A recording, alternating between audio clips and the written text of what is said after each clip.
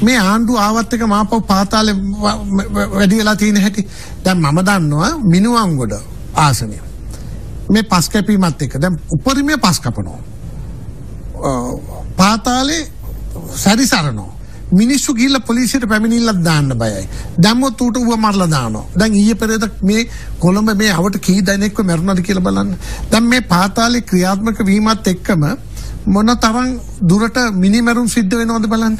එතකොට පාතාලේ එහෙම කරන්න පුළුවන් වෙන්නේ පාතාවලට මේ ආණ්ඩුවේ රැකවරණයක් තියෙන හින්දානේ. මේ ආණ්ඩුවේ ඇමතිවරුගේ රැකවරණ දෙන හින්දානේ. ඇයි පොලිස් මාධ්‍ය ප්‍රකාශක අංශය දැන් ක්‍රියාත්මක වෙන්නේ නැත්තේ? දැන් අපේ ආණ්ඩුව කාලේ නම් පොලිස් මාධ්‍ය කෙනෙක් හිටියා යම් කිසි සිද්ධියක් වුණා ඔහුගේ ප්‍රශ්න කරනවා මාධ්‍යවේදීන් ගිහලා. ඔබතුමාලට ඒ අයිතිය තිබුණා. මේක වුණා මෙහෙම මොකද උනේ කියලා අහන්න. රතුපත්සල් සිද්ධිය ගැන ඔබතුමාලා කියනවා. මාධ්‍ය ප්‍රකාශකයන් අහනවා එතෙන්දී ඔබතුමාලා ඇහුවා මෙහෙම වෙන්නේ කොහොමද කියලා. අද ඔබතුමාලාට මේ රටේ වෙන දෙයක් ගැන අහන්න පොලිසිය කාගෙන්ද අහන්න පුළුවන්.